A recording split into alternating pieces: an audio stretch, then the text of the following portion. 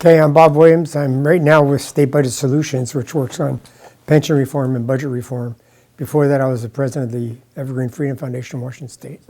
Well, I remember in Texas when you're looking at building 3 new prisons if you didn't have the reform. And you had the reform. You know, Jerry led the efforts down there, which had the major reform.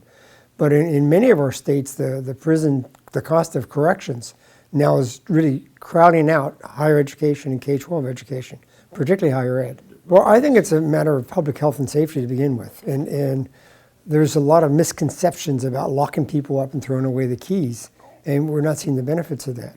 And then there's a lot of liberal push to take people out of prison but not give them the parole services they need. And then we have repeat offenders. And Texas has done it right, I think, by having good programs to make sure that when they come out on parole, there's some monitoring.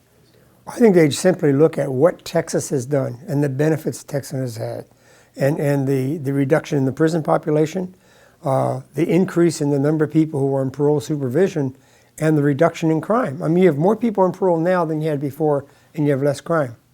Doesn't that tell you something?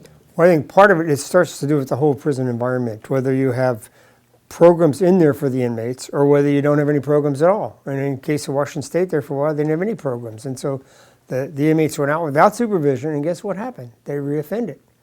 If you have good programs in the prison, you kind of teach them a trade or something, and they get out and you have parole supervision, and they can work their way up and get a job, and that's where the success rate comes.